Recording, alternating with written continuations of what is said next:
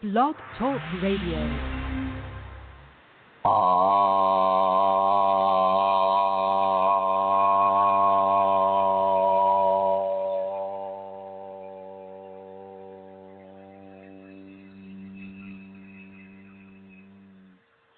Hello, everyone, and welcome to this edition, shall we say, of the Blog Talk Radio Show, talking about your Kundalini here, all about your Kunalini, and I'd like to say almost Happy New Year to everyone out there. We have some folks calling in, and we have a few folks here in the chat room, so hello, everybody. And I just have to say that today, well, first of all, let me get this out of the way here. Mary Jean or Alana Seeker Manisha, can you let me know if the sound is coming through into the chat room, because we know that sometimes Blog Talk has a problem with that. So while I see that Manisha is typing, and so also people get logged in and logged out automatically by Blog Talk, and that just means you just have to sign up and, get into it again, because I don't know what kind of a glitch or bugs that they experience at various times, but they do experience it. And just to let everybody know that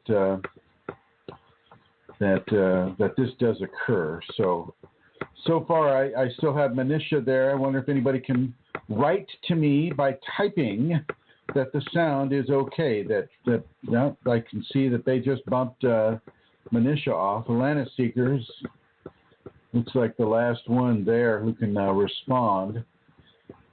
Just as soon not talk to the air to people here. So if you can write in from the chat room whether or not you can hear my voice right now, that would be much appreciated.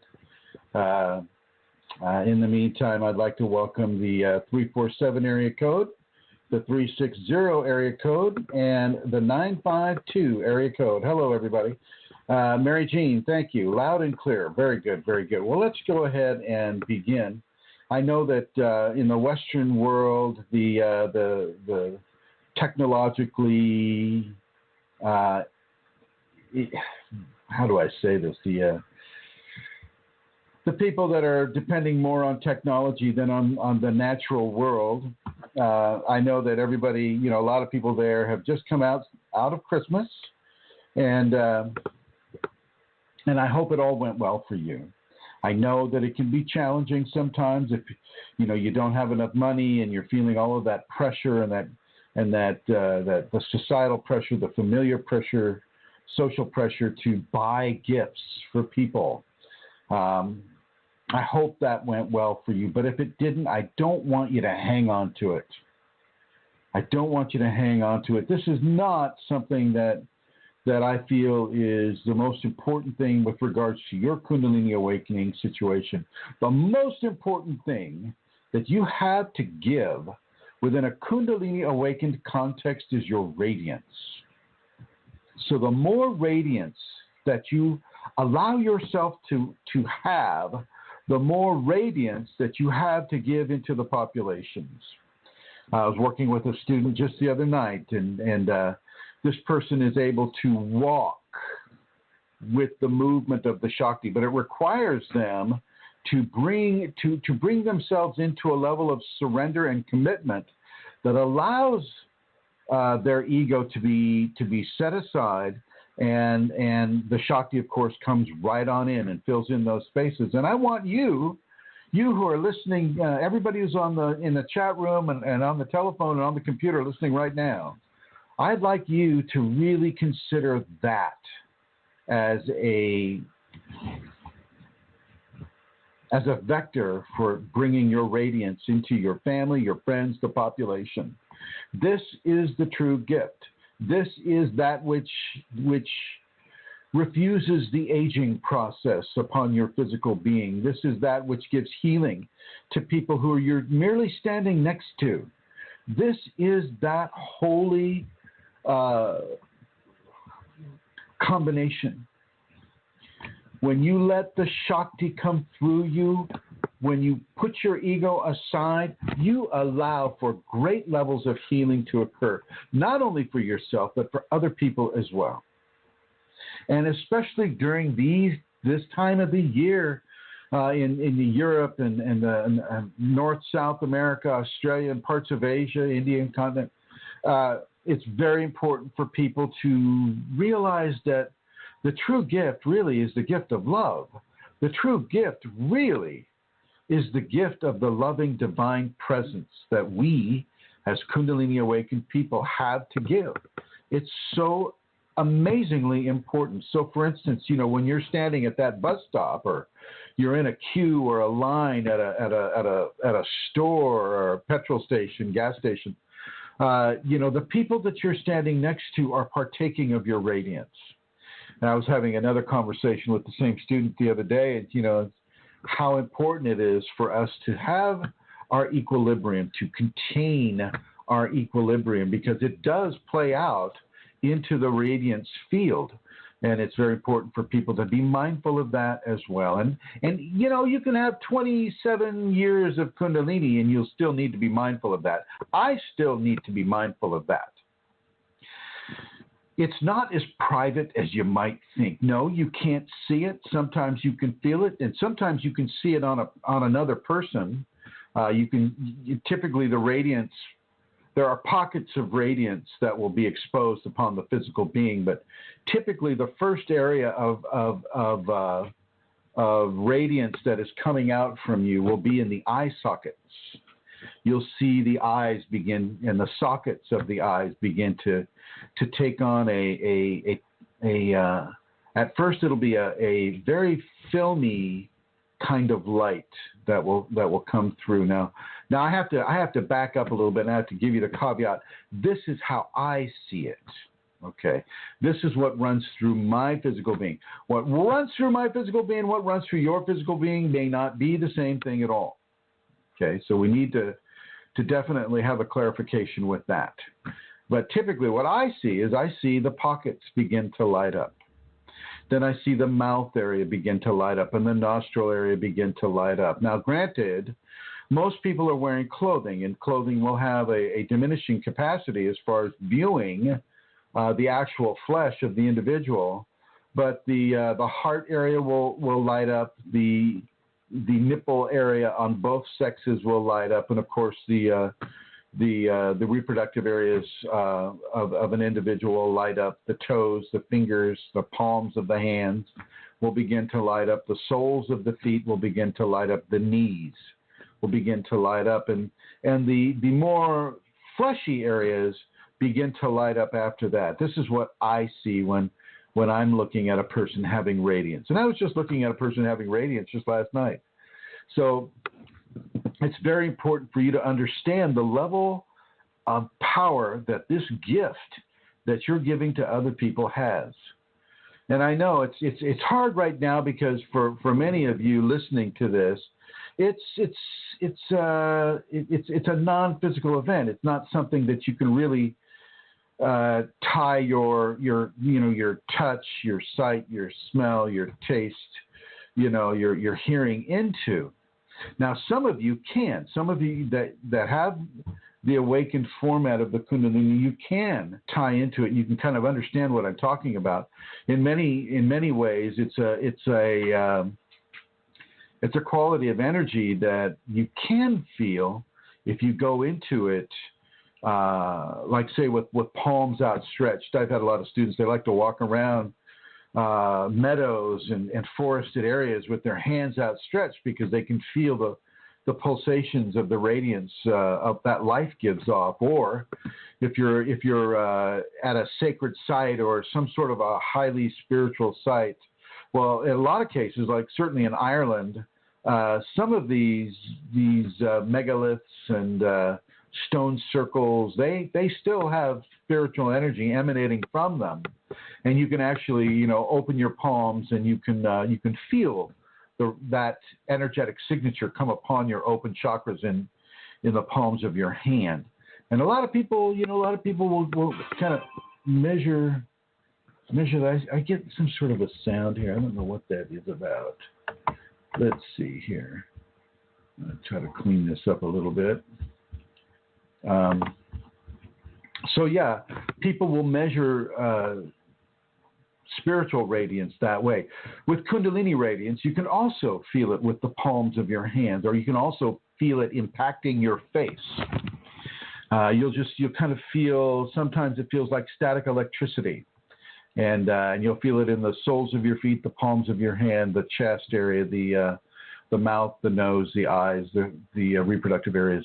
You'll feel it there first, and the rest of the body can follow in the tactility of the energy. So this is a great, huge gift. A lot of people right now in the countries or the continents that I just mentioned on this world are in fairly strong levels of depression because they don't feel that they have enough. They don't feel that they have anything to give. They don't feel like they have anything to contribute. And this leads to a level of depression. And what I would like all of the Kundalini people to do is to bring a level of bliss and kindness and acceptance into the radiance field. And well, how do you do that? How do you program your radiance, basically, is what I'm saying. And the one thing that I want you to do, the most important thing, is I just want you to open up to the Kundalini coming into you, coming out from you. Open up and let her fill your radiance field. Let sacred feminine, let sacred male fill your radiance field, and let them attend to the people who walk within that radiance field. Okay, let them, you just focus on taking your ego out of the equation. And once you're able to do that, then maybe you can bring in levels of love, levels of surrender, levels of bliss, levels of happiness, levels of joy, levels of completion, levels of truth and honesty and trust and compassion and sympathy. And you don't have to have a target for these strong gifts of love. You don't have to have, John Smith, waiting there, or Abdullah Muhammad, waiting there, or Susie Jones waiting there. You don't have to have a target for people. You can just begin to feel that way for all humanity, for all plants, for all animals, for all environmental conditions such as water, such as desert, such as earth, air, sky, dirt. You can begin to expand your levels of understanding, expand your levels of radiance, expand your consciousness in such a way that includes all of the various platforms of life, expressions of life, and life supports that this planet has to give. And by doing so, you begin to help others that happen to walk into your radiance field as you're standing into a queue. I mean, all of a sudden they can just notice the clarity of the air and the warmth of the sunshine.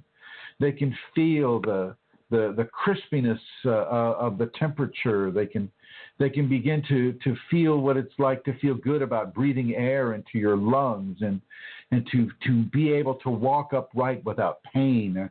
And if there is pain present, how that pain is suddenly for some reason or other diminished within them because of the energies that are flowing through you, through the radiance field. It's very important for people to understand this. Now, if you have any questions about this, I'd like to encourage anyone and everyone to call in. And the call-in number is 347-934-0026. And once again, that number is 347-934-0026. And I'd like you to feel free to call in and ask any questions. If you're on the chat group, I can see you all right here. So if you have a question about any of this, please feel free to write it out in the chat room, and I'll bring it out on the show and give you an answer over on the show. So once again, as we walk and talk our way through our lives, the radiance is also carried on our words. You'll notice how emotions can really radiate through the spoken voice. So you can say, "Hi, how are ya?" Or you can say, "Hi, how are you?" Now, you can see that the first example was kind of snotty, And the second example was maybe a little less snotty. And I think that's an important quality for people to understand, because how you speak and the tone of voice with which you use when you speak, it really brings out a level of honesty and awareness within you to the other person. They can read into the audiometric signals that your voice is sending. A voice is composed of many, many different sound waves that are totally unique to your being. Your voice box and the sounds that you make are as unique to you as your fingerprint. And what isn't unique to you, however, is the level of discernment that a person has in interpreting specific emotional signals by virtue of your voice. Now, I'm sitting here right now, and I'm talking into my computer screen, and Nara, the dinosaur German Shepherd, has come up to me, and just as soon as we started talking about the voice and the kindness in the voice and all this, and what a dog has the ability to do is to project kindness through their eyes, kindness through their face. And she's just looking at me right here, just so full of love and innocence and acceptance and beauty and happiness. And I am blessed to be able to have such a precious creature standing next to me and as part of my life expression.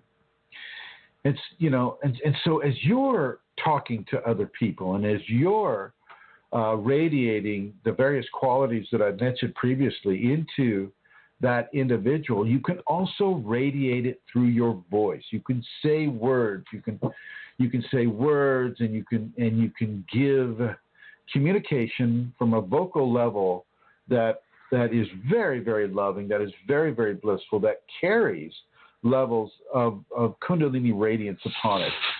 This was one of the reasons that the Kundalini asked me to make a CD. It's because at the time I didn't know. I just thought she wanted me to make a CD. But when I was listening to it, putting the CD together, well, wow, I could really feel the Kundalini radiance coming off of those tones and those sounds. And so I want you to put your Kundalini into your voice. When you communicate with other people, I want you to feel the radiance of the Shakti goddess coming through you into their ears and allowing their ears and their Kundalini ability to process grace. I want you to give them that availability. I want you to really begin to let them have what it is that wants to be expressed through you. Very, very important. And the Manisha is asking, she says, and if you have an activation and not an awakening, is there still Kundalini radiance? Absolutely. Absolutely. There is radiance within an activated format. You don't have to have a spinal sweep in order for radiance to come off of you and to be amplified by your Kundalini. Yes, after the spinal sweep, it does increase in its intensity, but still in all, when you have an activation, that is a communication between your Kundalini and your physical being and your consciousness. And it's the activation state that the Kundalini will harness for its radiance through you. Matter of fact, that is how you are being guided and evolved into the space where you can have that spinal sweep. In many, many ways, the activation state is even stronger in its tactility upon a person than the awakened state, unless the awakened state, came so fast, after an activation. So I don't want anybody to diminish an activated state. Activation is that's stepping over the threshold. That's going through the door and letting it close behind you. Kundalini activation is extremely important for people to have because it begins the process of guidance. It begins the process of Kundalini communication to you. This is where you see the serpent or the spider or the cat or the wolf or typically the top of the pyramid predator species come to you and begin to invite you into the various levels of grace that that is being opened to you. And so it's very important for people to understand that the activation sequence is tremendously important. Tremendously important. This is where you get bit by the serpent. When you hear the term, I was bit by Shakti. Well, this the activation stage is where that happens. It also happens within the awakening stage, but the first area that it happens is in the activation stage. And in the activation stage, you can also, have plenty of entity contact. And when, the first time you see some discarnate head come through your wall, well, that's a life-changing event. I mean, all of a sudden you're either really, really crazy, or something else has totally stepped on your view of what reality was supposed to be. And that is all contained within the activation sequences. The energetic, feeling the energetics of the body is also something that's very common to the activated state. Feeling the chakras open and close. Feeling the energy, feeling the dynamics of the energetic anatomy. That is all occurring within the activated state. The activated state is a hugely, huge important state of being, and it is fully, it is not less than the awakening or the after the spinal sweep. It is not less than. It is preparatory to. So, for instance, in order for you to drive a car, you kind of have to take lessons. People are not born knowing how to drive a car. And here in California, driving a car can be you kind of have to learn. You have to do it, and they teach it here in the schools, and, they got driver's education, and at the Department of Motor Vehicles, they make you take all these tests, and oh my God, I know people that have failed it 5 times because it's so difficult. The activation state can be seen as the preparatory state to driving the car, whereas after the spinal sweep, you know how to drive the car. You know how to go from point A to point B. Within the activation state, you're learning what a steering wheel is. You're learning what a gas pedal is. You're learning how important the brake pedal can be. You're learning, where the turn signals are, where the wipers are, where the defrost is, where the gas cap is, where, what is a motor? You're learning all about the motor. You're learning all about the transmission. You're learning all about the chassis and the dynamics of the chassis and how that plays with the road. And you're learning about the tires. You're learning about the hydraulic systems and the brakes. You're learning about the air conditioning, the environmental controls. You're learning, so much to learn within the activated state. It's extremely important. Never, ever, ever think that, oh my gosh, I haven't had a spinal sweep. Oh my gosh, therefore I have so much farther to go. No. The activated state is one of the most important states that you can be in. It's huge. I do hear this quite a bit, and I'm so glad Manisha brought it up. Thank you, Manisha. You cannot and you must not look at the Kundalini in a competitive way. You can't, I'm gonna ask you not to look at the Kundalini in a competitive way, such as, the whole activation versus the awakening scenario. You have to have one to have the other. And I don't care if you had a microsecond of one, before the other, but you got to have one to have the other. You got to know how to drive the car, before you can get to point A to point B, or you're going to crash. You're going to hurt yourself. Okay? Activation is equally as important as awakening. In many cases, I can't say it's more so because divine blending is beyond words. But to get to the point where you can blend with the divine, now you see, there you go. That's the spot. That's the understanding. And in many ways, it's one long line. If we could bring it into linear aspects, A plus B equals C, right? So, but if you don't have A, then you have plus B equals C, and there's nothing there. You have to have A, you have to have plus, you have to have B, and then you're going to equal C. So A plus B equals C. I'm getting some other sound here. Not quite sure where that's coming from. Let me just go over here and see if I can get off of some of these windows here. We got all kinds of consulate windows. Managing licenses.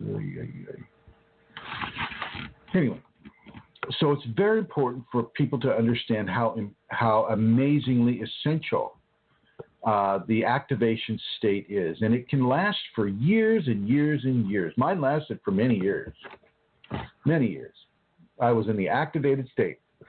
The more you resist the Kundalini in the activated state, the longer the activated state is going to last. The more that you respond to the ego within the activated state, i.e., you're more supportive of the ego, you're more supportive about having control over your life, you're more, you're really into being dominant, you're really into never surrendering, you're really into competition, you're really into controlling how you look, how you act, how you are, how you dress, how you clean yourself, what you eat, what you don't eat, when you do your practice, when you don't do your practice. Basically, when you live your life in society, and depending on how invested into society you are, will determine how long your activation phase has to be. We are all born with different levels of Kundalini preparatory activities, and this is also covered by karma. And so as you have your karma in a very special way, and you take this body on this world, and you're given into this world in a very specific form, a very specific format.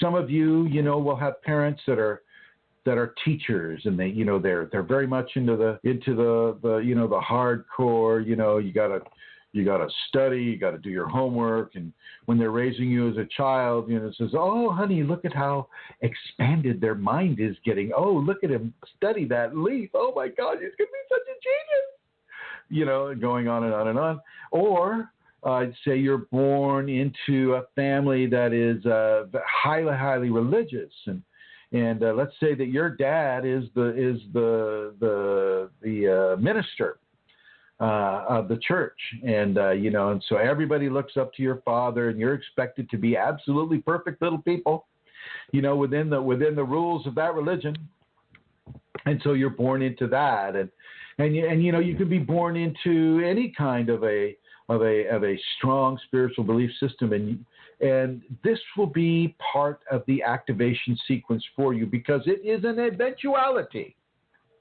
that the Kundalini activation will come to you, because your karma is calling it to you. You looked at it. When you looked at taking the body that you currently have, when you looked at taking that, and you looked at all the patterns of probabilities that were spread out before you, and karmically, you saw what karmically resonated with with the strongest possible probabilities.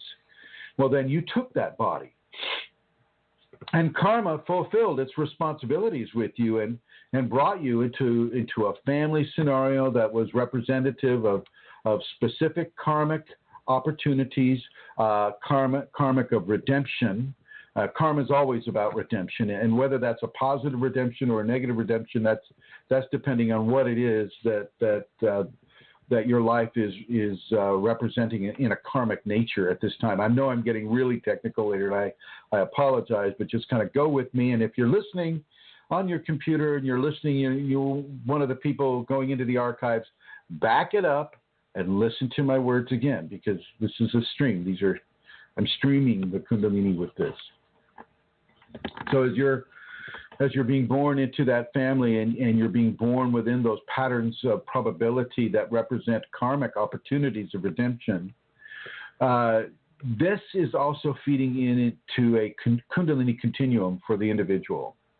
So you may not have ever heard the word Kundalini. You may not have been inside of a family that's practicing Kundalini yoga, or you may not have been born on the Indian subcontinent where Kundalini is a fairly common term, and you can go to these temples, you can, talk to Shakti, talk to Shiva, all this stuff.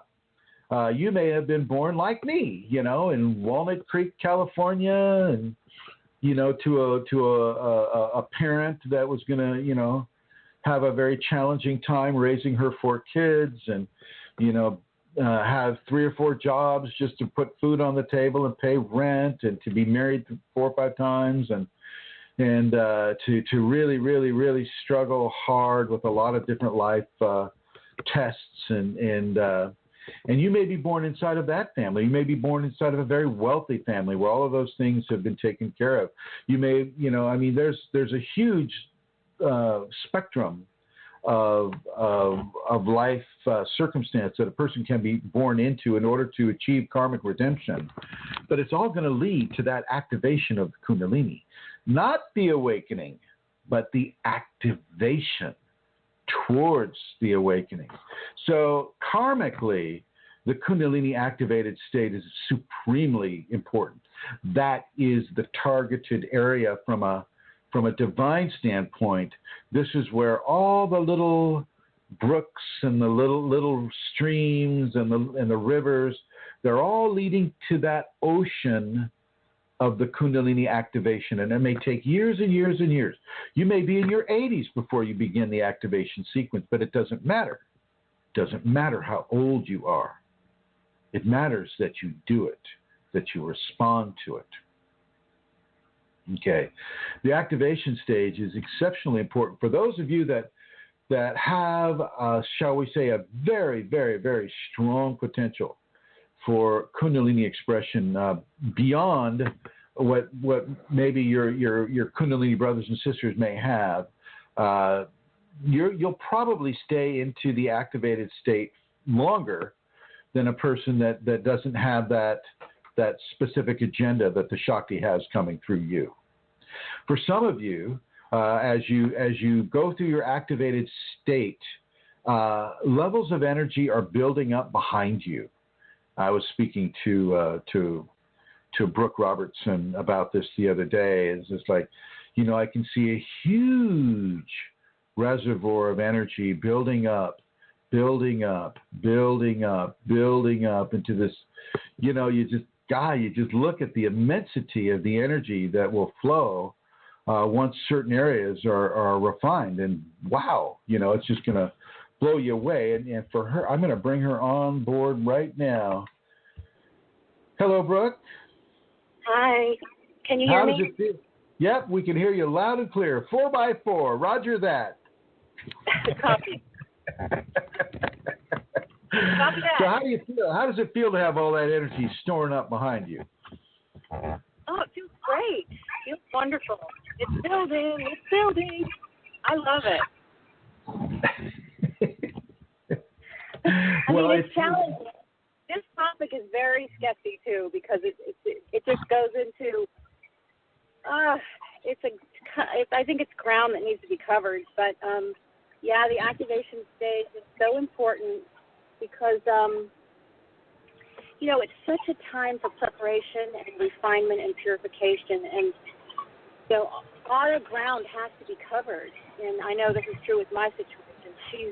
The Kundalini is requiring that I cover a lot of ground and a lot of territory in a short amount of time. It feels like, anyway. And I can't imagine if I didn't have this time period that I'm in right now. I can't imagine not having it. So, I just feel like it's very important, this phase that I'm in right now. It's huge, and it's interesting. It's very challenging. It's not easy at all. Let's put it that way, for sure. But it is a blessing. Well, and the nice part of it is you get to experience the Shakti consciousness. You get to experience kind of the results of an awakening without being in an awakening. You get to experience it coming from the Shakti to you rather than you doing that ultimate blend with the spinal sweep. You get little tastes of it, which I feel drives a person further and further and further into the activation. How do you feel about that? Yeah, I agree with that. I agree. I think there are little tastes of what could be and what is to come, and the Kundalini is allowing the person to build on those experiences or that phenomena to keep the person engaged, because the work can be so hard and it can be so you don't have a lot of reference points for this type of work. You just have to go on the compelling that's being given. And that can be very hard and challenging. In a lot of ways, there's a lot of fear that can come up. You can just get exhausted as well, So, yeah, these little things that happen, these touch-ins, this streaming that I experience from time to time, all of this helps me continue on and to continue as honestly as I can in the work. How does the Shakti come at you with regards to the activation sequence? I mean, how is she molding your ego this way or that? How is she committing the work upon you, this difficult work? How is she molding my ego? Yeah. I don't really know if I understand what you mean. How is like, she changing? Yeah, how is she changing the expression of your ego to suit a more Kundalini awakened purpose? I mean, in many ways. She's requiring full surrender.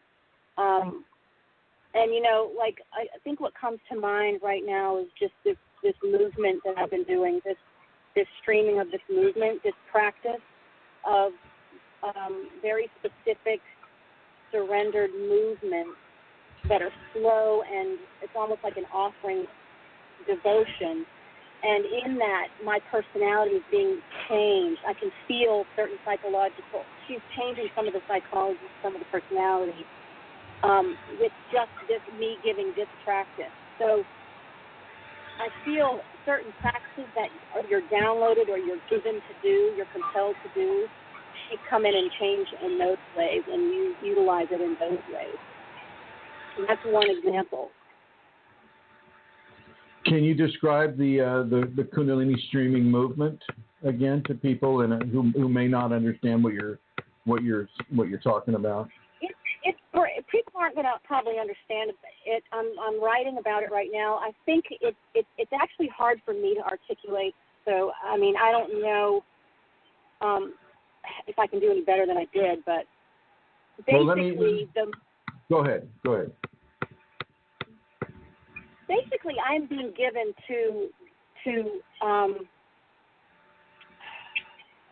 I don't know how to explain this without it sounding really, really, really strange. But Kundalini is strange, so, like I said, we don't have any reference points for this stuff. Basically, the movement is being given. I'm being compelled to move in certain ways that allow for the ego to step out of the way so that Shakti can come in and embody the movement. And in this, it's a devotional, graceful action that I am doing, but it isn't normal personality of Brooke or the one that I've known. It's very different. So I feel like it's being shaped and repatterned the way she wants it to be shaped and repatterned. Is that any better? Manisha asks, she says, Brooke, are you being danced? She says, like I'm you're being danced. Is that yes, what? That's a beautiful way to put it. Yes, that's a beautiful way to put it. Although dance does come into it, but this isn't exactly dance. She says, and is it like a prayer as you're being danced? It is a prayer and a devotion as you're being danced. Yes, but so the object of it is not necessarily to dance. It's to begin to incorporate her into your daily function. So it's different than dancing, but dancing is a part of it. And the movements also they're rhythmic, so it is sort of a dance. And I had no idea I would even bring this up because it's kind of a strange thing to be talking about. But maybe Manisha can relate. Manisha says, "Yay!" Yay!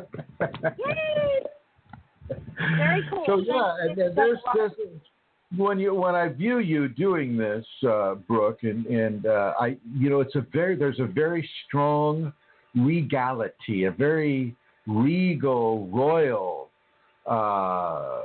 energy that comes from the person who is being danced. And the movements are very specific and yet very refined. I mean, you don't want, you can just be in a seated position and then stand up, and you can see the Shakti moving the body rather than the individual moving the body.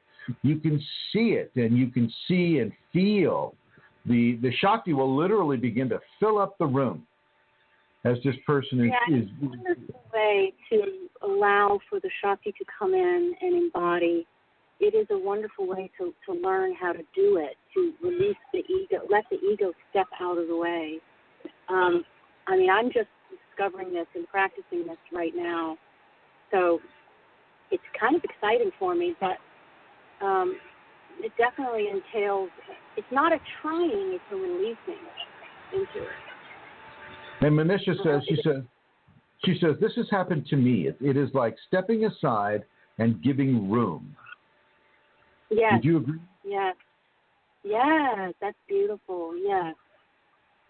Just letting her inhabit her, this is the body that she's given me, it's hers. So we let her in. And the personality that Brooke has had for all these years isn't that. So it's very different. It's been programmed, it's molded out of various aspects of society. And to begin to just move in these directions and give myself to her in these ways and let her come in and actually feel it is astounding. It's amazing. It's beautiful. It really is. And I can feel it's the truth of who I am in a sense. And it's a remembering of who I am in a sense. It's beautiful. It is. Nicely put. Look. And so what do you feel when the Shakti is moving your body and you know you're moving around the apartment, and what feelings does the person have? How does this feel to let the Shakti dominate your body? And we're just to be clear, everybody, we're not talking about channeling. We're not talking about channeling. We're not talking about mediumship. We're not talking about any of this. We're talking about that which is already within you taking you over, not something that's coming from the outside of you. Go ahead, Brooke. How does it feel? It feels beautiful. It feels wonderful. There is not a lot of ego, mental mind chatter going on. In fact, there's none of that happening. You're not anticipating what's happening next. You're not looking back at what's happening before that. You're inside of the moment, and you are waiting for your next movement. You're waiting for your next command from Mother God. And so it's that really that simple. You're in a posture of reception and a posture of surrender that allows for this reception to occur. For me, I'm not having a whole lot go on in my mind. But emotionally and, it feels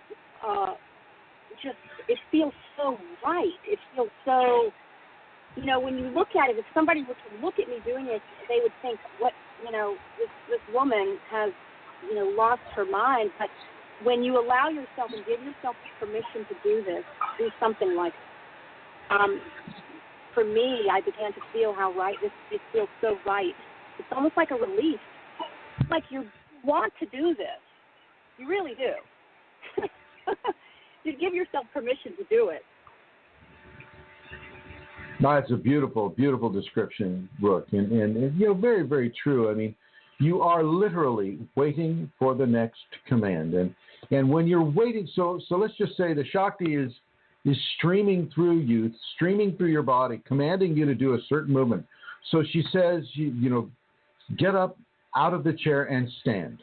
And so you get up out of the chair and you stand.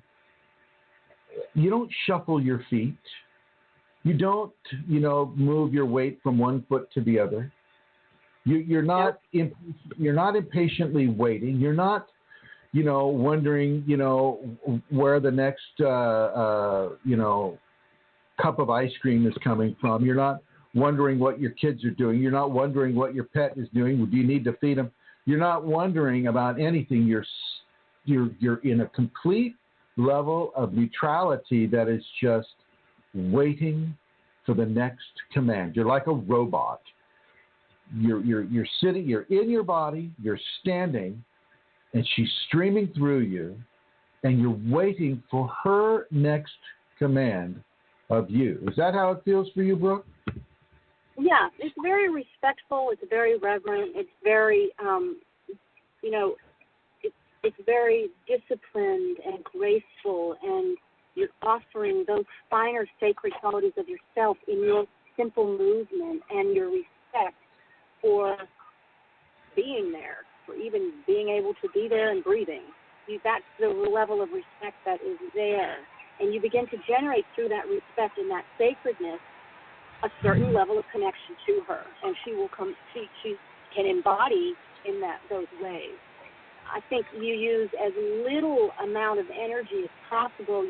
You are still and graceful in the movement. There's not a lot of participatory type of action surrounding your movements. They're very, with as little amount of effort and energy as possible. There's a certain grace that comes into that gives her almost like a landing pad to be in. Yeah. Do you how would you bring this into the public environment? I thought about that because I think it's going to be something that could be very helpful to people. I think the way I would start bringing it is to just allow people to give them their selves permission to even play around with this idea. Because where I come from, it's like, mumbo jumbo stuff. But this is something from a feminine aspect, the divine feminine. It's very, very natural. With others it might be a little more common. But I would start giving people the permission and to tell them to give themselves the permission, and then maybe do exercises alone in your house of these movements, standing, waiting in a devotional sense, and then moving to maybe your kitchen in the same way, and practice these types of just this basic movement and see what blossoms out of that for people. Now, do you feel that does this come from within you, or do you feel it coming, say, from outside of you? How does this manifest itself within you? Which part? The actual presence of the Shakti goddess. How does this manifest itself within you? How do you know this is not an entity? For me, the download of the practice came, so that's from her. The whole idea to do it, and then the infill that she gave, that it was so evident for me that she was there. But for me, I have certain things that happen to my tone and the top of my head and the fontanelle that occur. I don't know how it would be for someone else, to be honest. No. You can only describe how it is for you. Yeah. So I don't know how it would be for anyone else, but how they would discern whether it was an entity or not. But I know for myself, it happens with the cone and the activation. There's some energy hookup that happens to my head, and I can't move it right or left, specific to me. And so that's how I know she's sort of plugging in. Okay, all right. Now, how has this practice changed you in regards to your Kundalini equation? What is this doing to you? This is enhancing my surrender. That's exactly what it's doing, and I think that's what the Kundalini wants, and that's probably a big part of this practice, why one would do it. It is all about surrender, and when you're walking around your apartment this way, you are in full surrender. Well, as full as you can be in those moments, and then that only develops because there are levels and levels and levels of surrender that I think we haven't even touched on. And so this is a good actual physical practice to enhance my surrender. So I know that's one thing that's occurring. That is essential to me right now. Manisha writes, she writes, priestesses have moved like this through all the ages. Yeah. Yeah, and the words that have been coming to me as I've been shown this practice is temple work. And it is very much like that. And, for me, I had to get over the whole new agey thing that surrounds all of that because but it is this is real. This is true. This is happening to a lot of us. And Nisha, with her words, obviously, and, she can relate to what I'm saying. So, yeah, I agree with you 100%. Good. And Manisha's typing yes. There you have it. Now, does this affect the health of the body at all? Do you feel like anything? I'm sorry? Anytime she comes in my experience, and begins to embody a bit, I guess that's the word I'm going to use, there's that radiance that I can see. And so that I'm sure does something to the health of the body. I know it does something to the way a person looks. It changes the way I look. How does it change your look? What happens to your look? It literally lights the skin up. And I think there's scientific evidence with, I'm not going there because I don't know, but it's a luminous type of radiance coming off of the skin that you can see. I see it in Elizabeth. I saw it several times in Elizabeth. I see it in many people. But I remember one time when we were in Peru, Elizabeth, it was just like I could not stop staring at Elizabeth. It was so gorgeous. It was just falling out of her, oozing out of her. It was just gorgeous. But it's that radiance. That's one thing I know has an impact on the health of the body. What physiological changes have you experienced with regards to doing this type of streaming? I don't know. I don't know. Can you think of any that I'm not thinking of? Being tired. Yeah. Well, it's for me. It's like plugging up to a circuit that I'm not used to handling. So it will make me very, very tired, and I need breaks. And I'm often sleeping or resting with this work. I'm tired all the time. And it's interesting. Which is normal with this work because that's hard for some. With the patterns of probability that have been arranged by you and your karma before you took the body that you have, there was an arrangement that allowed you to be sequestered in a very specific place with very specific kinds of teachings that gave you the time to do this in a very, very direct and a very profound way. Would you agree? Yes, and I would agree 100%, and that's I don't think that's uncommon for people that need this, specific work or having these certain openings with the Kundalini. Yeah. Well, I think it is fairly uncommon within the Kunalini populations. I think that to have that time, away from children, say, to have the time away from society, or at least to be, sequestered away from direct societal input, differently than, say, other people would have that time. I think she's put you in a very, very specific position at a very specific time in your life to do this very, very specific work, and probably to bring a greater knowledge of that work out into the world. What do you think? Yeah, I think so. I'm here doing the best I can with it.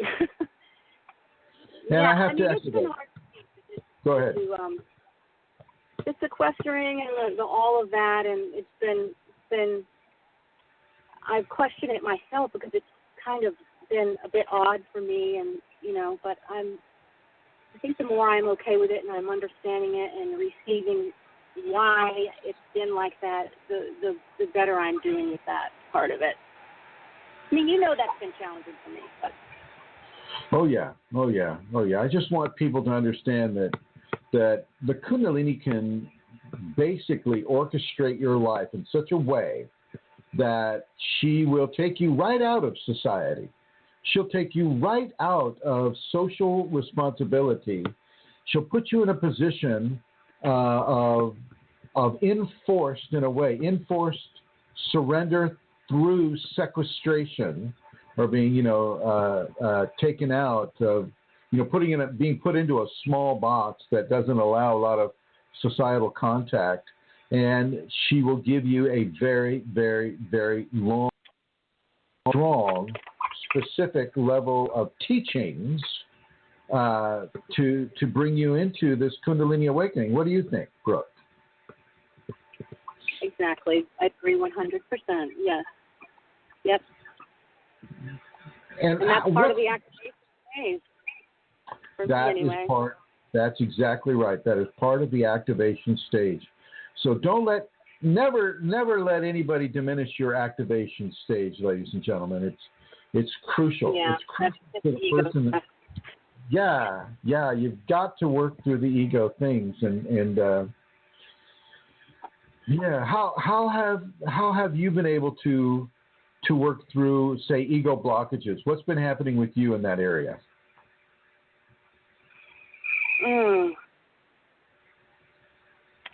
It's challenging. There's a lot of ego blockages here. So, get into them.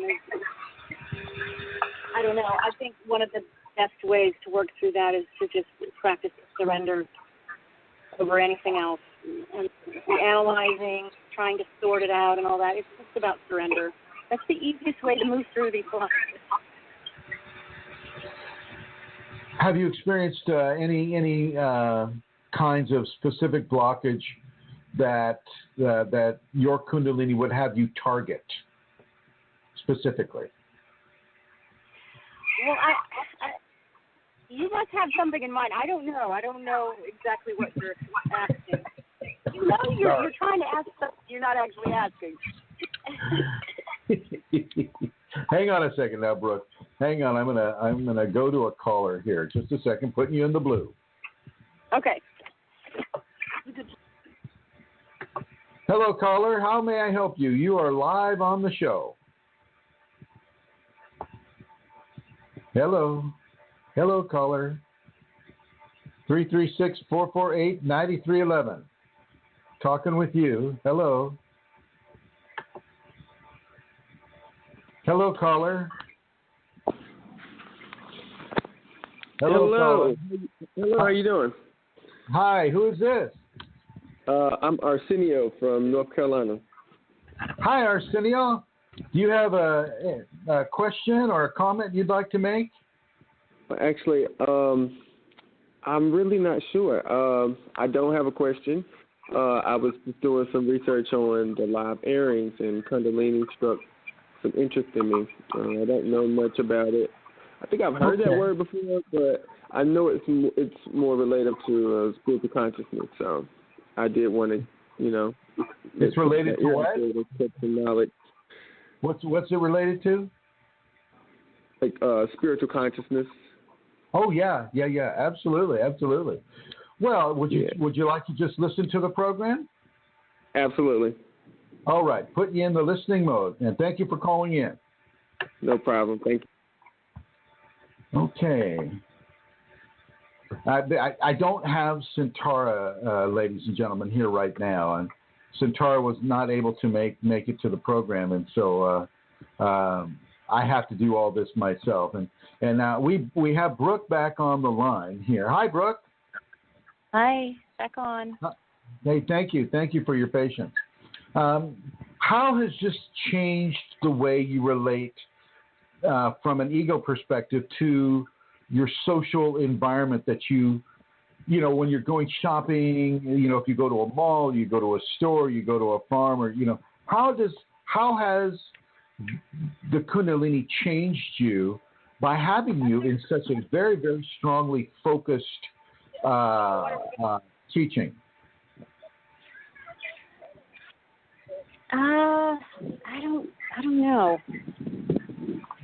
I don't do much of that. I do the essentials, and then I'm sort of back in doing the work that I need to do with the Kundalini. So it's not very expansive at this point. Okay. All right, my dear. Have you been able to collect some questions?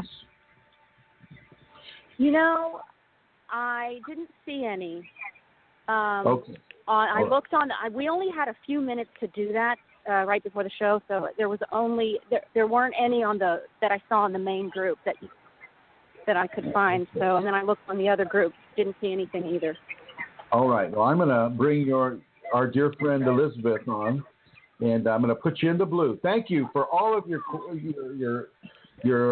answers and your information for many people. Thank you, bro. Thank you, Chrism. Bye, guys. Okay, and Brooke is in the blue right now, but she can't go away because I'm going to be asking her some more questions. And right now, though, I would like to introduce Elizabeth Dalton Gonzalez. Hello, Elizabeth. Hello, Chrism. Hi, Brooke. Hi, everybody. How are you? I'm good. I'm recharging after spreading my radiance at work all day. Oh, okay. Excellent. Yeah, it was a busy day, wow. And like you were saying earlier in the beginning topic, you just go where you're needed and where your radiance is used, and then after a period of time, you just need to rest and recharge. This is true. This is absolutely true. But you do get to a point where the recharging time becomes shorter and shorter and shorter. Yes. As I said before, that with Kunalini, when you're doing with Brooke and she's streaming the Kundalini into movement and things of that nature, when you do get into those levels, pretty soon the recharge is almost a continuous aspect, and you never run out of energy. Right.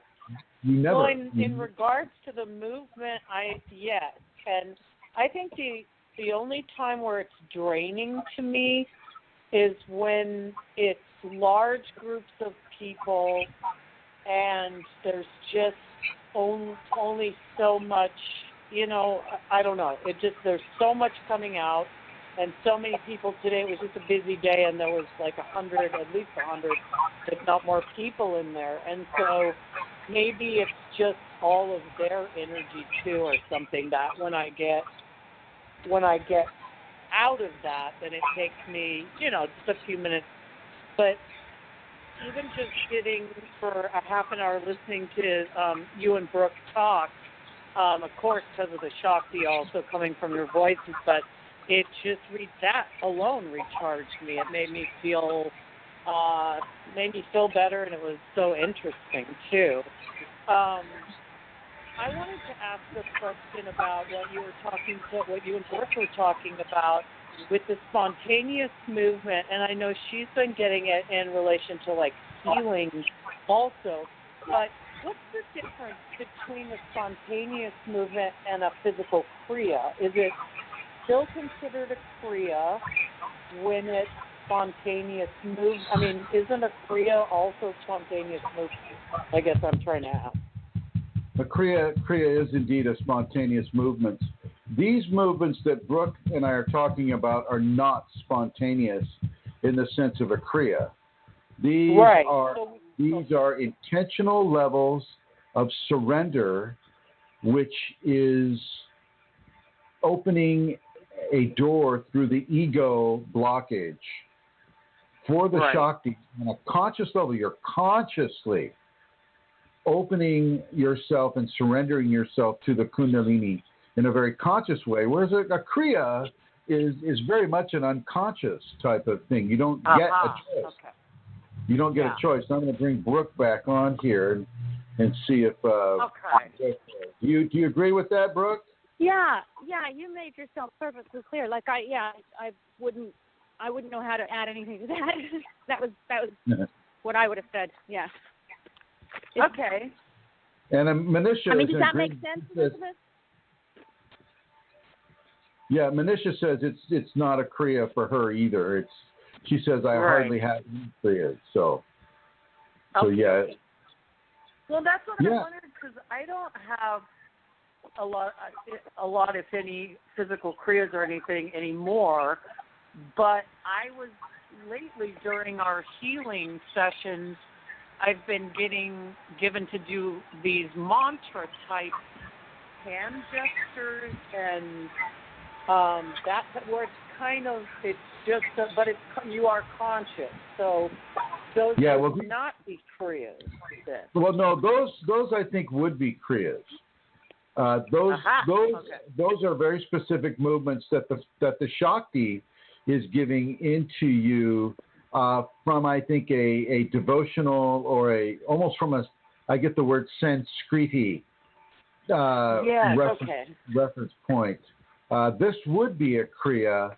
What I think Brooke is talking about, and what I'm talking about, is you consciously clearing the table of your inner body, consciously just clearing that table and letting Shakti use that table as a platform for movement through you. So there is a purposeful, conscious agreement almost beforehand. But that is how the mantras are for me during healing. It is.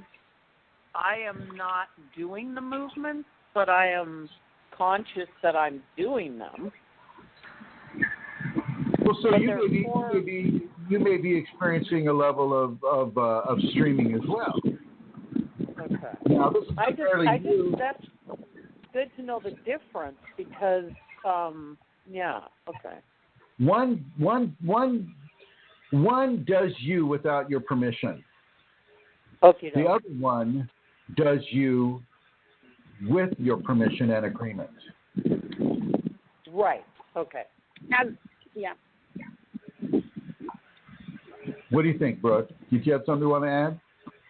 As a way to move in, so you're inviting in, and it's you know what I mean? So this is with your permission as a way or an invitation to come. Whereas when you're inside of healing and you're moving with the mantra and hands are moving and things are being a little different. It's almost like it's past that at a point. She's already there. Yeah, exactly. So, okay. This is just another way to allow for the ego to move out and to begin to just, embody it in that way. There's so many levels of practice going on. I can, from the ego work to surrender to devotion, often that type of practice. It's a practice for me so far. So it's like an exercise. Wouldn't you say, Chrism? Like an exercise? We're definitely using it as an exercise with you as a practice. But I also see healing opportunities with this as well. And I also see when Manisha brought it up as a dance, I see it as being a form of a healing type of intentional movement as well. So I think there's great application for this in a therapeutic venue. Go ahead. They did do in the temples, and that was a big part of it. There was dance for the purpose of healing. Well, when I first had you do some temple dancing, Brooke, that's the first thing that came to me. When I saw you do your temple dancing, I knew that you had done that before. And I knew that you weren't planning it out. You weren't you didn't come to the ashram choreographing things. It just flowed through you. And so I think that if anybody were able to observe Brooke's temple dancing, they would know exactly that this is an ancient form of devotion to the Kundalini. Yes, and also a form of healing. Yes, healing. Exactly. Now, for the gentleman that called in, I just wanted to just give him a little bit of information, and for some other people as well. That the Kundalini is the inner divine that is dormant in 95% of the population. It lies dormant at the base of the spine, within the last three vertebrae of the spine, and within certain levels of stimulation and certain levels of spiritual practice and recognition and karma, a person can have this divine part of themselves awakened and begin to transform the five bodies of human expression: the physical being, the mental being, the emotional being, the psychological being, and the spiritual being. Transform those five expressions into a semi-divine individual that is following a semi-divine path.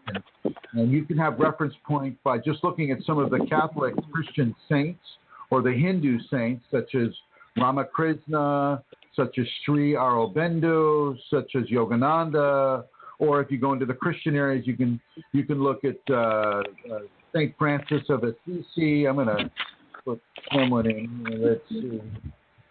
Yeah, the Saint Francis of Assisi, Saint John of the Cross, Saint Teresa of Avila. And if you look at some of the Buddhist areas, you're looking at Padmasambhava, and I don't have a lot of the Buddhist saints right off the top of my head. I think Thich Nhat Hanh would have been a Buddhist saint.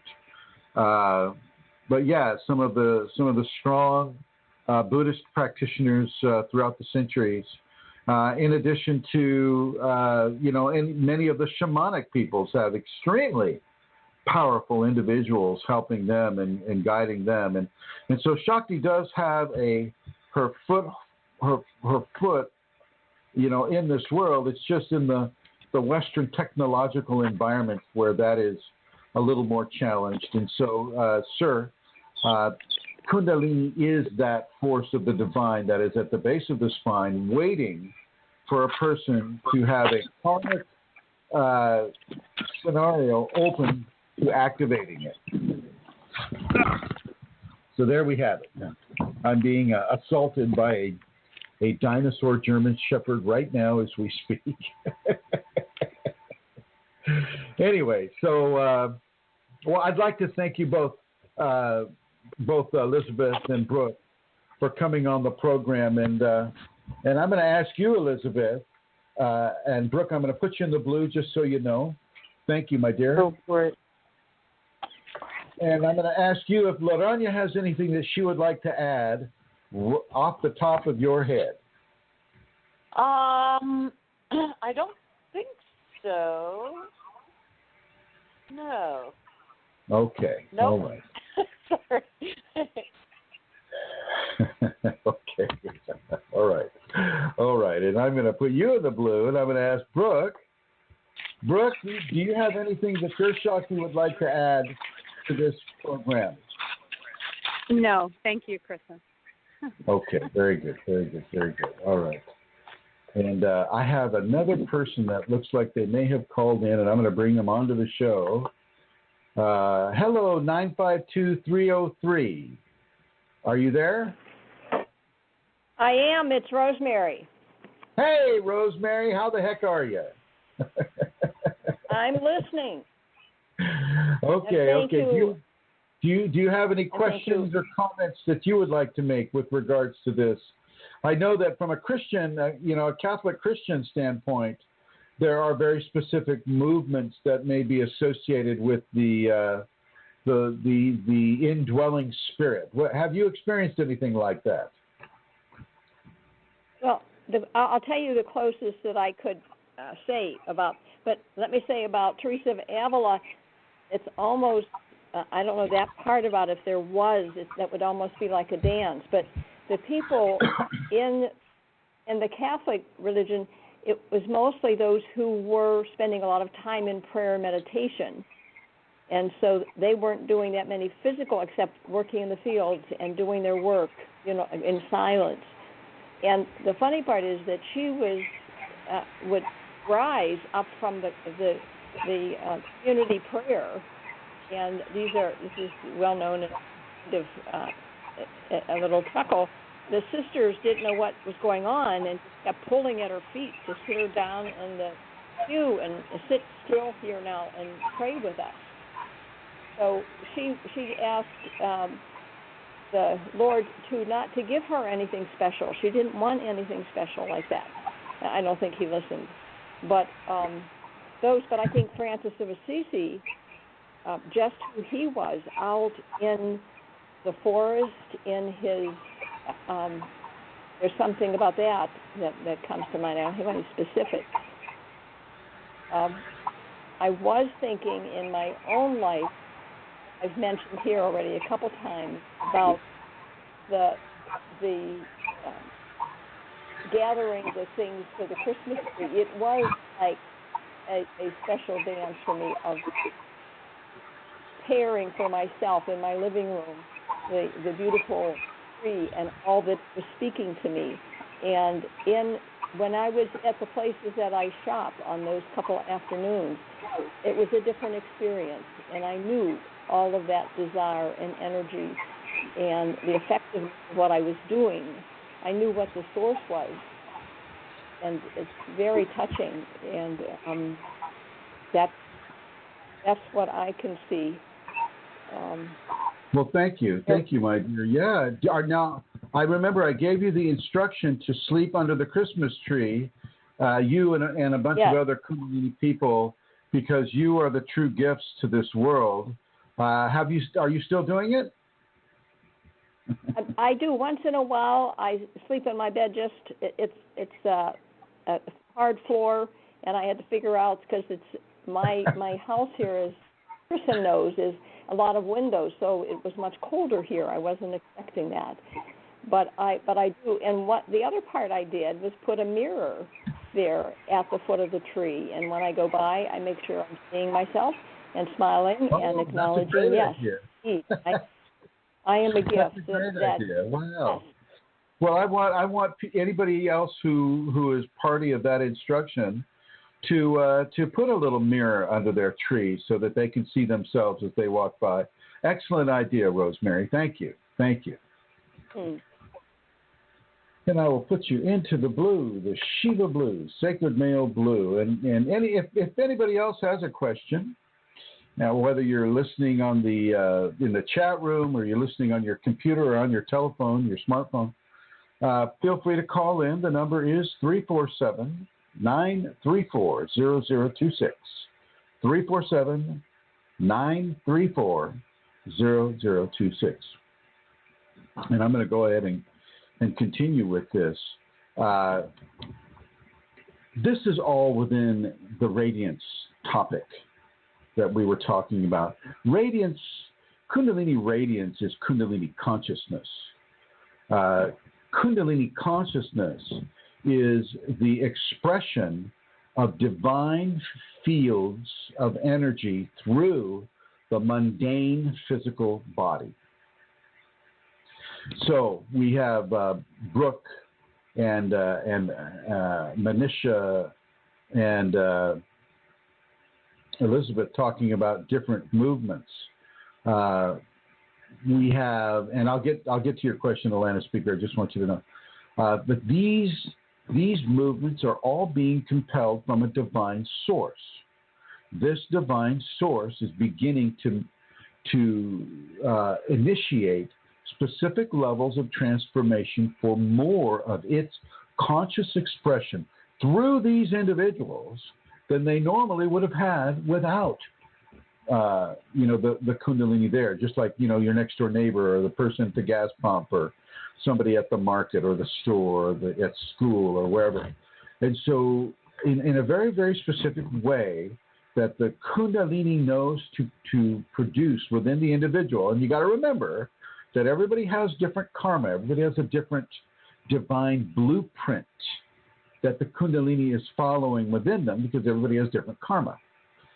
And through that divine blueprint, very specific levels of communication through movement are being given within the understanding of divine radiance. And And Atlanta Seeker has a question for Brooke, and so I'm going to bring Brooke back on the line here. Brooke, are you there? Mm-hmm. Yeah. Atlanta Seeker, she's asking you this. She said, Brooke, do you experience a lot of joint crackings or feelings of tension release when you do those movements? I haven't actually experienced that. No, can't say that I do. It's not ringing any memory. I have that all the time anyway, so it's kind of hard. I'm a hard one to ask. What kind of physical symptoms do you experience when you're moving, when the Shakti is moving your body? Oh, it's real fluid. It's very graceful, I feel.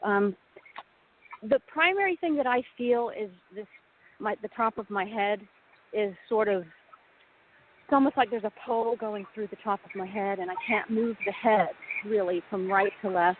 And it's very, very strong. It feels like my head is going into a light socket, like you're just hooking it up. That's the biggest thing that I feel physically. I'm sure there are a number of other things, but I can't really think of anything else. And Manisha is writing, and she says, it is like one flow. So that's what Manisha's experience with it is. Yeah, and I have a similar feeling that I can relate to. Yeah, but it's interesting about the cracking. I wonder what that's about, whether she's feeling that, what that could be. Can we expose some more of your symptoms? Me? Yes. Sure. Don't you feel like you have electric shocks going through your knees and your legs a lot of the time? Oh, right. Yeah. And the other one that I have is when I'm waiting for my next command from my Shakti, I feel the energy coming in the heart and the entire torso and heart part of the body. It's like hooking. It's like if you put your body at that attention, there's a certain posture that I can adopt, and it will hook up, and I will feel the energy coming in. But if it's one little chin movement off, or if my back isn't completely arched in a certain way, I don't feel it. It's a very specific posture, and it's when I move into that, I begin to feel these pulsating. They're like I'm being shot, or like electricity coming into the body. That's what remember that one. So do you have to have your back? Is it hyper arched or just slightly arched? Not hyper arched, slightly arched. Chin is slightly up, sort of like. And when you look at it, it's a very respectful. Yes, it's a very regal type. And that's just the way it works. It's not anything that I made up. It's the way the energy comes into the body. It's not something that,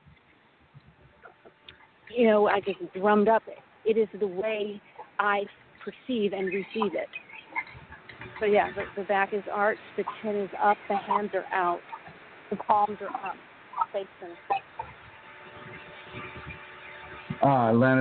Lana Seeker writes, there's a woman with a Kunalini blog who has those, and I guess she's referring to the crack. The crack. Yeah. Manisha says I might be put in certain positions for a while and I can't move, and then suddenly I move again. Those are Kriyas, Manisha. That sounds like Kriyas. That's far more of a Kriya type of scenario there. But yeah, well, thank you, Brooke. Thank you for coming back on. And if anybody has a question for Brooke Robertson or Elizabeth Dalton Gonzalez or Rosemary Goliath or myself, please feel free to ask it there on the chat room, or if you feel like calling in 347-934-0026 and ask away, and I will put them on the line so that you can get a direct response from these people. So anything you want to add to that, Brooke? Tell them about the electric shocks in the leg. What's going on with that? That's I've had for a few years now. That's different than what I was explaining earlier. That's I can be anywhere. I can be laying down. I can be inside of a devotion where it feels like the energy is going in at the knees and exploding and then shocking the whole body. And at the end of that, sometimes there's an emotional release after that where there's a lot of just material that comes up, and you could find yourself crying or just releasing some stuff. Other times there isn't that, and it's just an exhaustion feeling. I'm just drained. It feels like I've been electrically just zapped. I'm not sure what it is yet. I don't really know what that is, but it comes in at the knees and just shocks the body, the whole body. And usually I'll need to lay down and recover. How much downtime have you been experiencing lately with regards to Kundalini? Downtime? Yeah, I mean, how long do you sleep at night, and how exhausted do you get, say, after, we do a devotional set and things like that? Do you have to lay down and recoup? Oh, yeah. Oh, absolutely. Bedtime's around 7. No, I'm kidding. Some nights, yeah, there's a lot of sleeping. A lot of naps. Let's give a greater level of understanding for the audience about how deep your sequestration is. No TV, very little radio, very little outside activity. I mean, you don't go to the movies, you don't go out dancing. You might go out to eat every now and again. You walk your dog twice a day, and you do your Kundalini. That's about it, isn't it? Yeah, that's about it. Maybe some grocery shopping once a week. Mhm. If anyone's interested, I'm just kidding.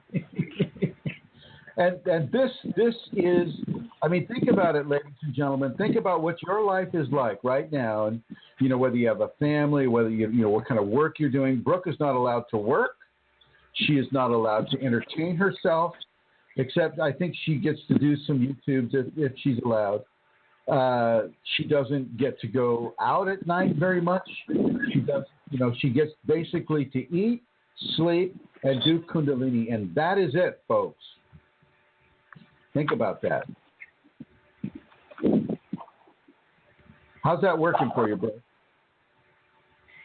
It's good. I don't have any other interests anyway. That's what another thing that happens within the activation phase is you're pushed to do these things. You're compelled. It's not really that I'm not allowed. No one's holding my hand, but it is that in a way. It really is. But you're compelled to.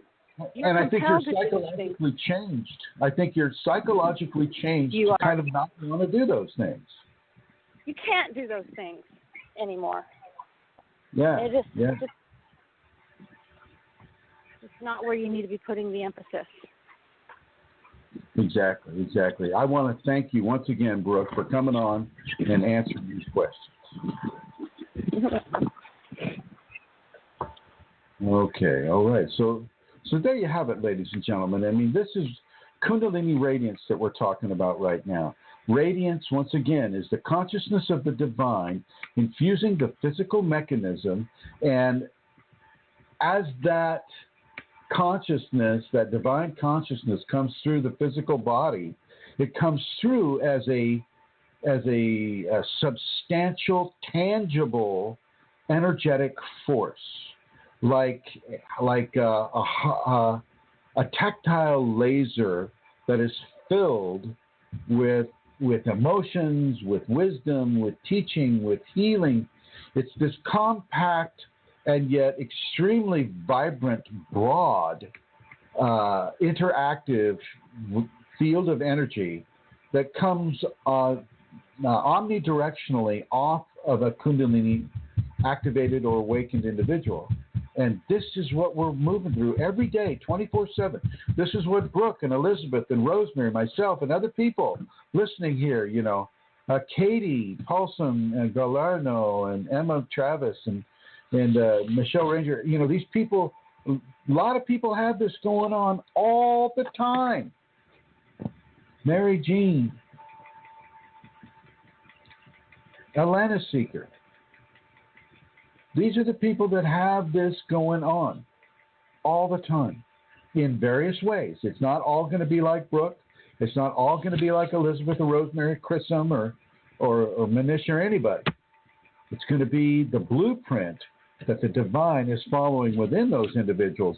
But there are often a lot of similarities that occur. A lot of similarities. And it's important for people to understand this, for people who are researching the Kundalini, for people that might have an activation or kind of trying to find the right information for themselves. It's not easy to find the right information for people. I mean, you know, a lot of teachers will have some sort of a kind of motivation. A lot of them charge a lot of money just to hear the teaching. A lot of them want notoriety. A lot of them want to be the only right way. It's hard to find. And a lot of people just want to just confuse the issue and you know, maybe insert their own fear paradigm, like you know, like a lot of people like to do. And so, you know, this confuses the truth on the internet. And yet, if you have that spark of Kundalini causing you to do that research, she will respond to the truth when you find it, and she will direct you to the source of that truth in order to learn very specific teachings that will allow you to have a stronger level of transformation from your own Kundalini at the base of your spine throughout your entire being. You got to remember what Brooke said. You know, when she gets the electricity in the hang on a second. And Nora, come on. No, you can't be up here. You can't be up here. I'm trying to do the show. You know I'm trying to do the show here. Dinosaur dog. All right. She gets the energy straight up through the knees, and yet it pervades the entire body. The radiance may start at 1 point or 2 points on the body, but it will radiate throughout the entire body. You know, and she, you know, and when she's doing the streaming movement, she described a pole in her head, or the fontanelle coming, you know, being stimulated by a very specific source to the point where she can't, you know, move her head right or left. Well, that also permeates the entire being. It doesn't mean that you can't move your wrist on your arm right or left. It just means that the point of contact, you know, for the streaming movement being in the head, you know, that point of contact is so strong that the muscles in the head tense up, and in the neck they tense up, and you can't really move beyond that tension. And the whole muscular tension thing is really a whole new program that I don't have time for in this program. But yeah, it's a very, very tactile thing, but it's tactility on a subtle level. It's subtle tactility until it grows stronger and stronger and stronger with you, and you start having kriyas like Manisha described, where, you know, she says, I might be put in certain positions for a while and I can't move, and then suddenly, you know, I can move again. And, you know, these would be more of a kriya nature, where you're put into very specific, often yoga-like positions against your will. And if you resist, it can be painful. But if you don't resist, you know, it lasts for a certain while. The energetics are changed because of the position in the body, and the person is then again freed up to move as they desire. And so what we're talking about right now is kind of a purposeful, conscious agreement to let the Kundalini move through your body in a streaming format. Kind of like what I mentioned earlier today in the program when I said I'm streaming this, you know. She is choosing the words that come through me. She even chose this topic today. I did not choose this topic of radiance. I don't have a script. Okay. So the same way that I'm streaming concepts and words, Brooke is streaming movement and energy with the body. And I believe Manisha is also doing that as well. So this is, this is a fairly big deal. This is a very, very big deal. I mean, and Manisha says, this is a great show. Betsy says, thank you. And I want to say you're welcome. But I really want to say thank you to Brooke Robertson and to Elizabeth Dalton Gonzalez and to Rosemary Goliath and to Alana Seeker for asking such excellent questions, and Manisha, to you. This show is about all of you who have contributed to this. And so thank you very much, everybody. We have about 20 minutes left. And so I would like to give some contact details. If you want to contact me privately, you can contact me at Chris Mitchell on Facebook. And it's a picture of some old guy with glasses looking at you. He's got a beard. Looks kind of like Santa Claus's younger brother. You can go to Chrism.Kundalini on the YouTube network. You can go to, like I said, the Facebook page, Chris Mitchell or Chrism Kundalini on the Facebook. You can go to Kundalini Awakening Systems 1 on the Yahoo network. You can go to Kundalini Awakening ! Both on the Facebook network and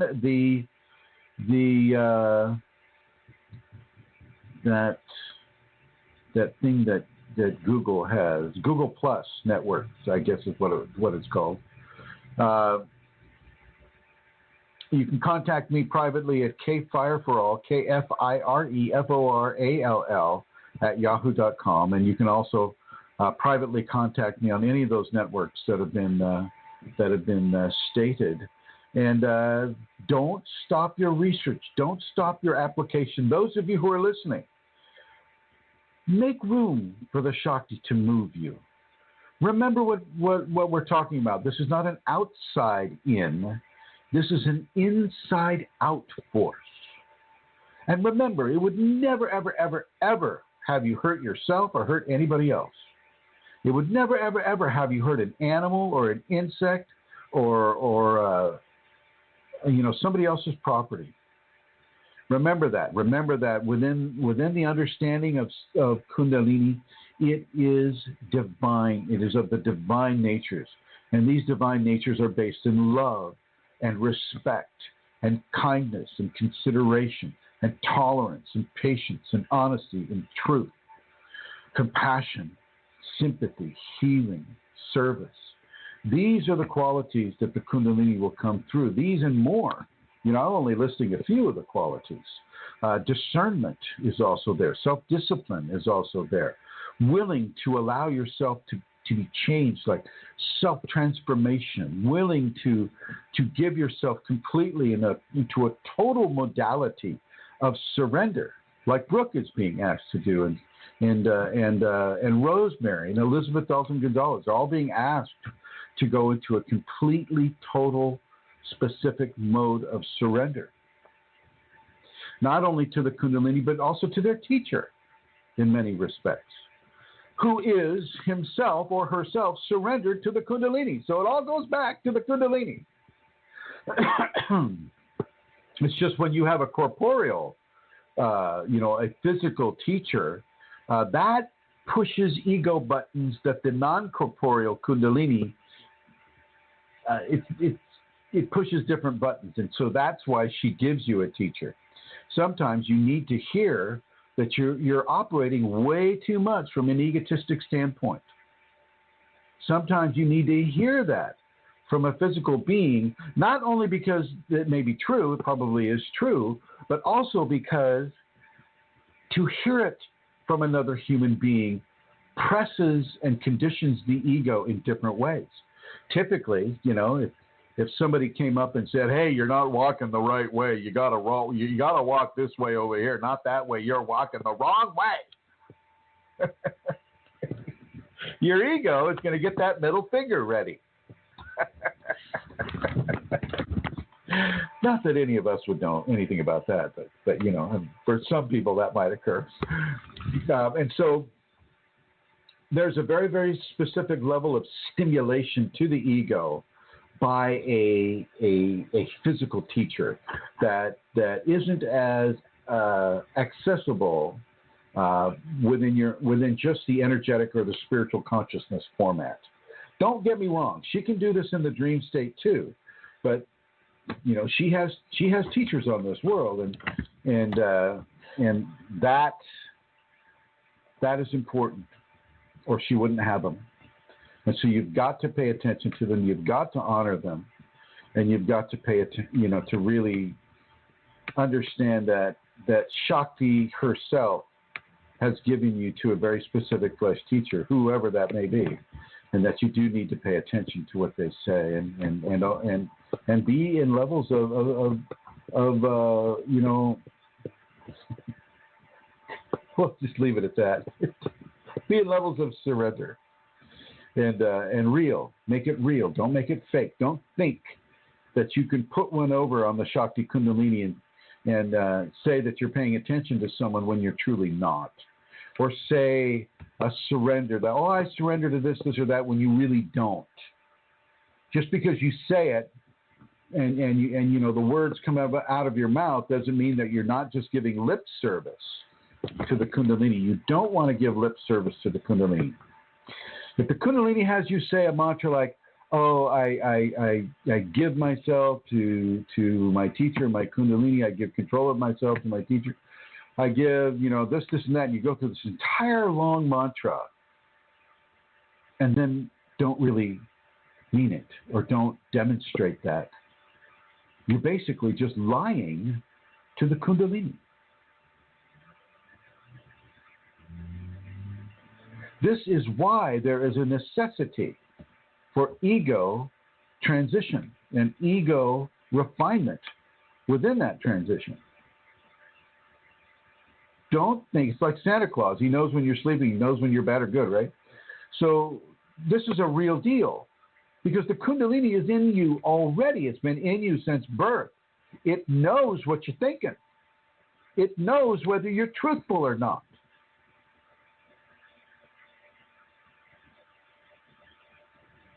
So be truthful, be honest, be respectful to your Kundalini. Do it, ladies and gentlemen.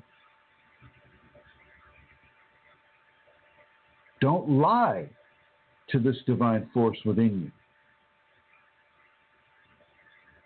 you. If you make that agreement to surrender yourself to the Kundalini or to the Kundalini teacher that she's given you to, then you do it. And you do it truthfully, deeply, honestly, and for as long as the words she has you say command you to do it for.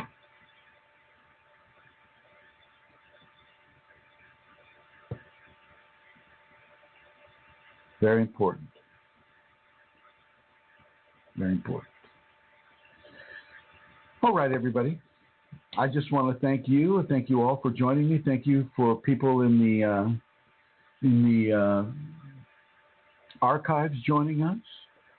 This is December 28th, 2016, 4:43 p.m.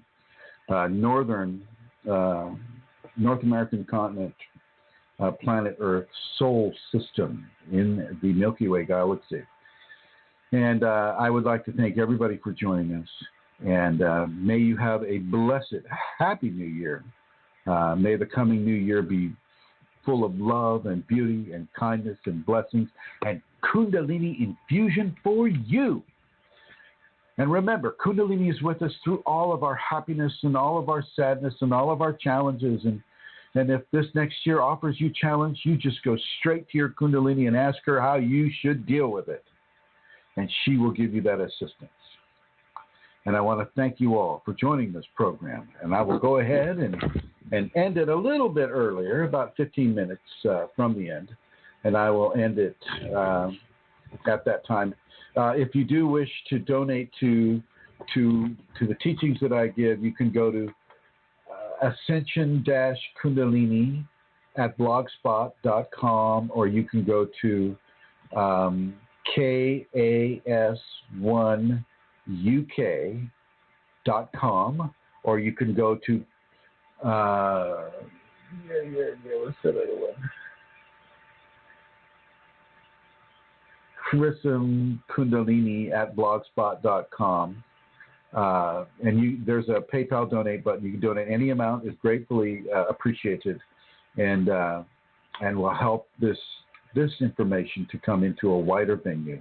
I would like to thank Rosemary and Elizabeth Dalton Gonzalez and Amelia Centara and many of the other people that have come together and have helped make seminars all over this world. And to help to bring this information into the populations. I would like to thank all of you for that, and all of you that I just mentioned. And I'd like to thank those of you that trust me as your teacher and take the information that I give to you seriously and work with it. I'd like to thank you for placing your trust in the Kundalini and in the Kundalini within me as a teaching vector for your level of enlightenment to increase. And it's an honor and it's a blessing. Thank you, everyone.